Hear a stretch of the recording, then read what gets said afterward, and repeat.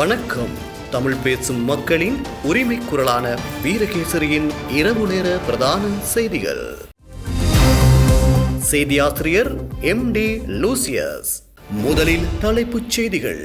பொங்கலோ பொங்கல், இலங்கை முழுவதும் பொங்கல் பண்டிகை உற்சாக கொண்டாட்டம். வளமான நாடு அழகான வாழ்க்கை என்ற இலக்கை நோக்கி பயணிப்போம். தைப்பொங்கல் வாழ்த்துச் செய்தியில் ஜனாதிபதி தெரிவிப்பு. மட்டக்களப்பில் நேற்றிரவு பதற்றம், போலீசாரின் தாக்குதலில் 2 காயம். இலங்கையில் வைத்திய சேவை முடங்கும் அபாயம், அரச வைத்திய அதிகாரிகள் எடுத்துள்ள அதிரடி தீர்மானம். அதிகரித்து வரும் பதற்றம், இஸ்ரேலில் பணிபுரியும் இலங்கையர்களுக்கு முக்கிய அறிவிப்பு. ஐநா அமைப்புகளுடனான உறவை உடனடியாக துண்டிப்பதாக இஸ்ரேல் அதிரடி அறிவிப்பு. உள்நாட்டு செய்திகள். உலக தமிழர்கள் தைப்பொங்கல் பண்டிகையை கோலாகலமாக இன்றைய தினம் கொண்டாடுகின்றனர்.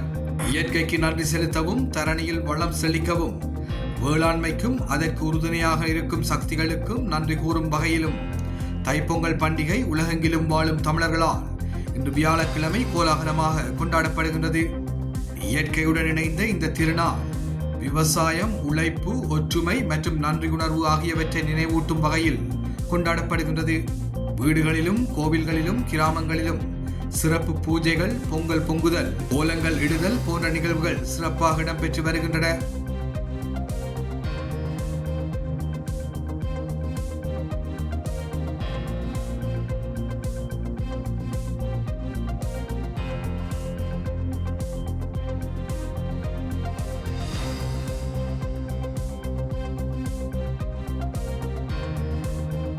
அந்த வகையில் வீரகேசரி தலைமை அலுவலகத்திலும் பொங்கல் தினம் சிறப்பாக கொண்டாடப்பட்டது.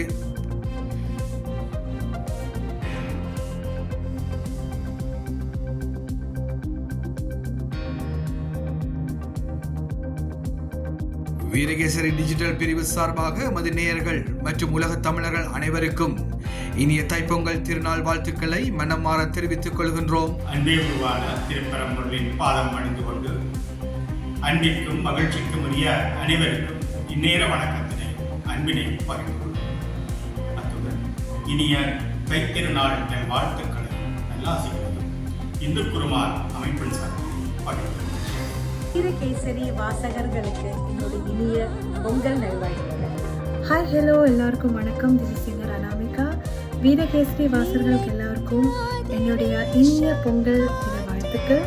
ஹாப்பி பொங்கல். அனைவருக்கும் வணக்கம். நான் வயலினிஸ்ட் அண்ட் பிளேபேக் சிங்கர் ரூபா ரேவதி.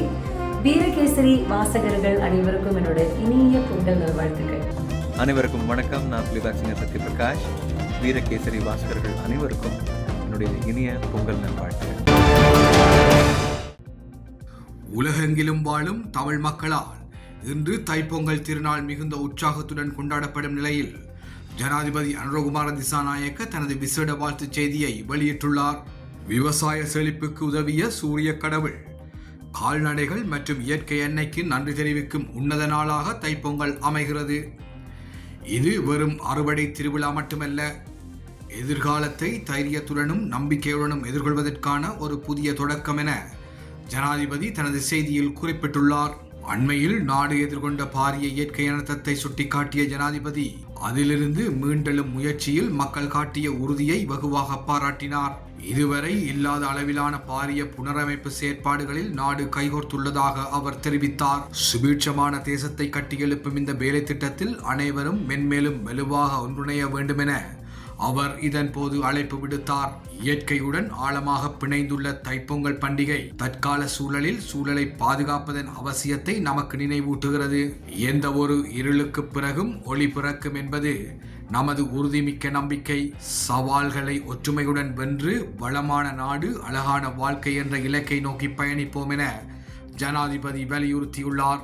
இறுதியாக இலங்கையிலும் புலம்பெயர் தேசங்களிலும் வாழும் அனைத்து தமிழ் மக்களுக்கும் தனது மனமார்ந்த பொங்கல் வாழ்த்துக்களை அவர் தெரிவித்துக் கொண்டார்.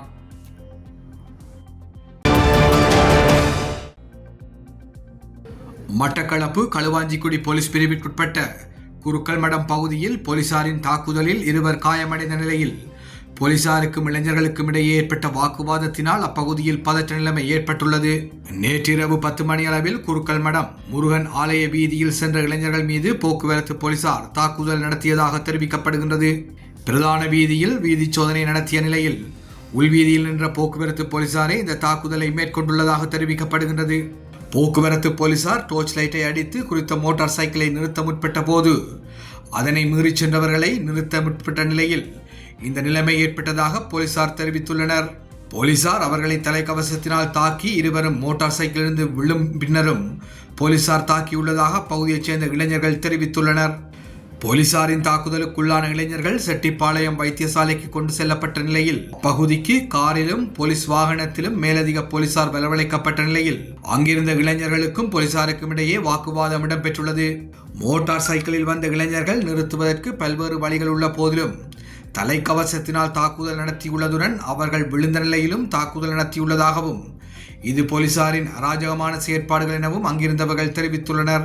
இதன் போது குறித்த இளைஞர்கள் பயணித்த மோட்டார் சைக்கிள் போலீசாரினால் கொண்டு செல்லப்பட்டதுடன் தாக்குதல் தொடர்பில் இளைஞர்களினால் களுவாஞ்சிக்குடி போலீஸ் நிலையத்தில் முறைப்பாடும் பதிவு செய்யப்பட்டுள்ளது.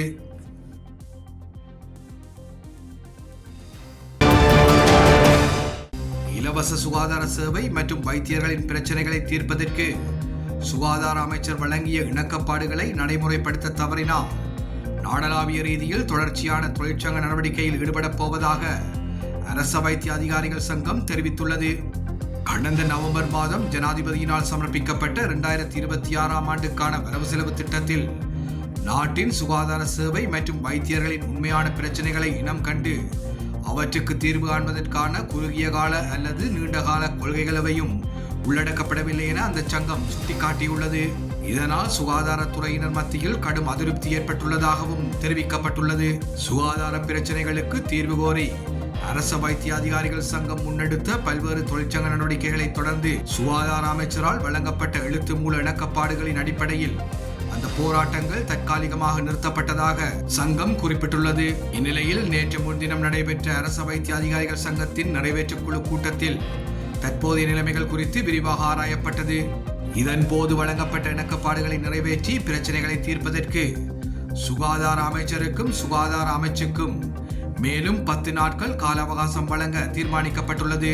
குறித்த கால பகுதிக்குள் பிரச்சனைகளுக்கு தீர்வு காண தவறினால் எதிர்வரும் 23ஆம் திகதி முதல் நாடளாவிய ரீதியில் தொடர்ச்சியான தொழிற்சங்க நடவடிக்கையை ஆரம்பிக்க நிறைவேற்றுக் குழு ஏகமனதாக தீர்மானித்துள்ளதாக அந்த சங்கம் மேலும் தெரிவித்துள்ளது.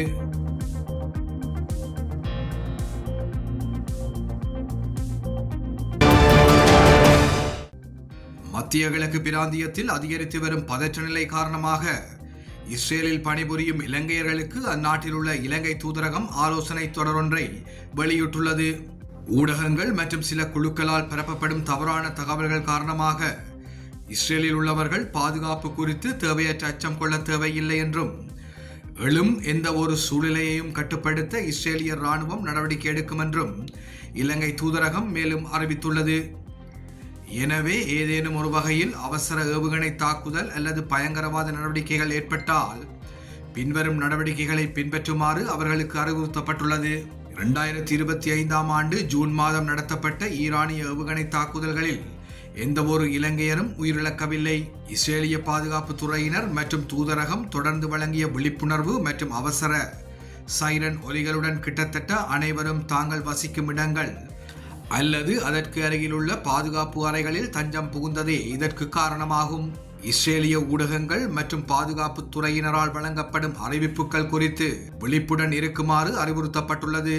நோய்களுக்காக மருந்து உட்கொள்பவர்கள் தங்கள் மருந்துகளை தமக்கு மிக அருகில் வைத்துக் கொள்ள வேண்டும். மின்சாரம் துண்டிக்கப்படுதல் அல்லது இணைய அமைப்புகள் செயலிழப்பதால் தொலைபேசிகள் இயங்காமல் போனால் இலங்கையில் உள்ள உறவினர்கள் தேவையற்ற முறையில் பதற்றமடைவதை தவிர்க்கவும். திறந்த வழிகளில் பணிபுரிபவர்கள் தங்கள் பணி நேரத்தில் அவசர எச்சரிக்கை விடுக்கப்பட்டால் தமக்கு மிக அருகில் உள்ள பாதுகாப்பான இடத்தில் தஞ்சம் புக வேண்டும். வாகனங்களில் பயணிக்கும் போது அவசர நிலை ஏற்பட்டால் வாகனத்தை விட்டு இறங்கி அருகில் உள்ள பாதுகாப்பான இடத்திற்கு செல்லவும். எதிர்வரும் நாட்களில் இஸ்ரேலுக்கு வர எதிர்பார்க்கும் நபர்கள் தற்போதைய சூழ்நிலை குறித்து அவதானமாக இருக்குமாறும் அந்த அறிக்கையில் குறிப்பிடப்பட்டுள்ளது. வெளிநாட்டு செய்திகள். அமெரிக்காவை தொடர்ந்து இஸ்ரேலும் ஐக்கிய நாடுகள் சபையின் முக்கிய அமைப்புகளிலிருந்து உடனடியாக விலகுவதாக அறிவித்துள்ளது. அமெரிக்க நலன்களுக்கு எதிராக செயற்படுவதாக தெரிவித்து 31 ஐக்கிய நாடுகள் அமைப்புகள் உட்பட 66 சர்வதேச அமைப்புகளிலிருந்து விலகுவதாக ஜனாதிபதி டொனால்ட் ட்ரம்ப் அண்மையில் அறிவித்தார். இந்நிலையில் மேற்காசிய நாடான இஸ்ரேலும் 7 ஐக்கிய நாடுகள் அமைப்புகளிலிருந்து விலகுவதாக அறிவித்துள்ளது. இந்த அமைப்புகள் தங்களுக்கு எதிரான நிலைப்பாட்டை கொண்டிருப்பதாகவும் அதிகப்படியான அதிகார வரம்பு மற்றும் திறமையற்ற நிர்வாகத்தால் செயற்படுவதால் இந்த முடிவு எடுக்கப்பட்டுள்ளதாகவும் இஸ்ரேல் தெரிவித்துள்ளமை குறிப்பிடத்தக்கது. இன்றைய நாணய மாற்று விகிதம்